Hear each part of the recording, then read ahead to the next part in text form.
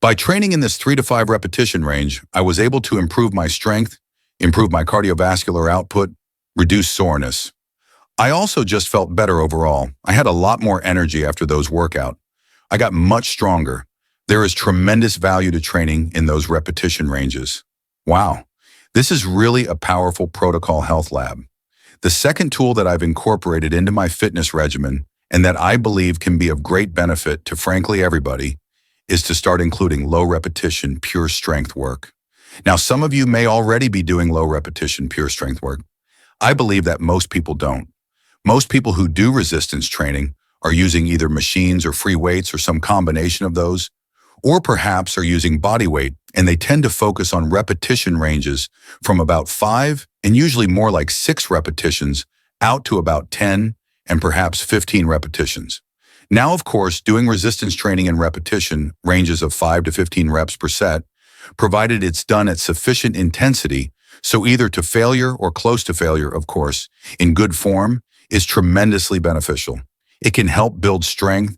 It can enhance hypertrophy. There is tremendous value to training in those repetition ranges. But when I sat down with Dr. Randy Galpin to discuss resistance training specifically, he made it very clear that, at least for some portion of one's yearly training cycle, so perhaps 8 weeks or 10 weeks, or in the case that I adopted 12 weeks, there is tremendous benefit to training in the 3 to 5 repetition range and maybe even lower. So the second tool of training specifically for strength in this 3 to 5 repetition range is something that I started to incorporate after I sat down to record that series. And I'll just tell you a few of the benefits that I've experienced, and then I'll tell you the specific protocol that makes it very easy to do this. The most obvious benefit to me was that I got much stronger and that strength persisted such that when I went back to using higher repetition ranges. So typically I train with weights or machines in the 6 to 10 repetition range. Sometimes a little higher, sometimes a little lower, but never before had I specifically trained in the 3 to 5 repetition range exclusively for a period of 10 to 12 weeks. And when I did that, I of course gained strength, but that strength stayed with me such that when I returned to higher repetition ranges, I could use more weight in good form, and that of course enhanced strength and hypertrophy further. In addition, there was another effect that was, at least to me, very unexpected, which was that my cardiovascular training improved significantly. Now, why would this be? Because typically a 3 to 5 repetition set does not elevate the heart rate for long enough that you would consider it cardiovascular training. And of course, the rest periods between those sets is pretty long as well. So even if heart rate goes up during those heavy sets, it's going to go down during those long 3 to 5 minute rest periods between those sets. But what I noticed was that my overall posture and my ability to maintain cardiovascular output while using good running form or good rowing form was also vastly improved. And the logical interpretation of why that would be is simply that the muscles got stronger, and those same muscles are being incorporated into the cardiovascular, let's call it endurance work that I'm doing on other days, and therefore I can carry out those cardiovascular training sessions in better form for longer periods of time. I actually felt much stronger during my cardiovascular training as I got much stronger moving these heavier weight loss for low repetition sets. And then the third specific benefit that I noticed is that when training heavy for 3 to 5 repetitions per set, I didn't get sore.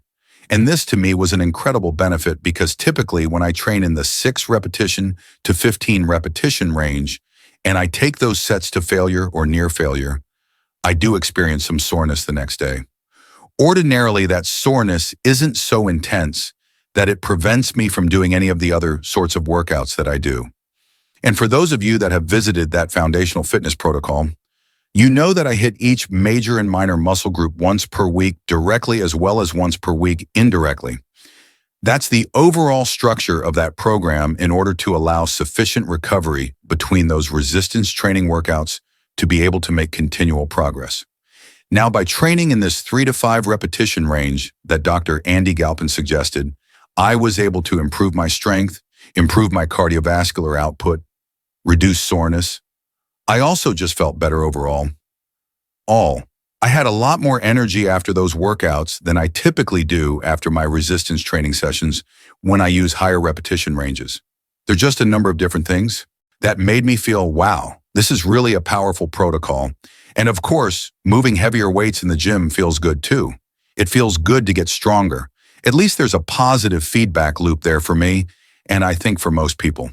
And I should also mention that for those of you that are averse to doing heavier resistance training in this 3 to 5 repetition range, because you fear that it will make you too big or too bulky, training in the low repetition ranges is actually more geared towards increasing strength and is shifting away somewhat from increasing hypertrophy or muscle size.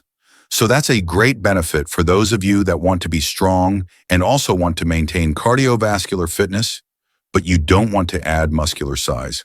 And of course, for all of you that want to add muscular size, it's well established that increasing your strength will allow you then to return to patterns of hypertrophy training that will allow you to use heavier weights and therefore induce greater hypertrophy.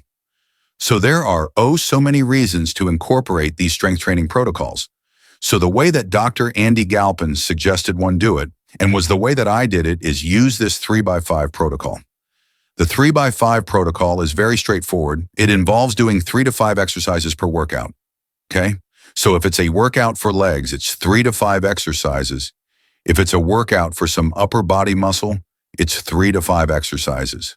3 to 5 exercises for 3 to 5 sets per exercise, 3 to 5 repetitions per set, and 3 to 5 minutes of rest between each set. In addition, he emphasized that one can do those workouts 3 to 5 times per week. Although I'm going to put an asterisk next to that last statement, because I found that I couldn't do the 3x5 protocol, say for legs specifically 3 to 5 times per week.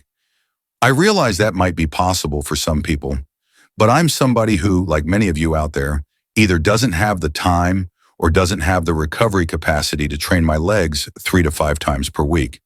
Even though I acknowledge that there are probably ways to do that that would still allow me to recover, it just simply starts to impede into other areas of training.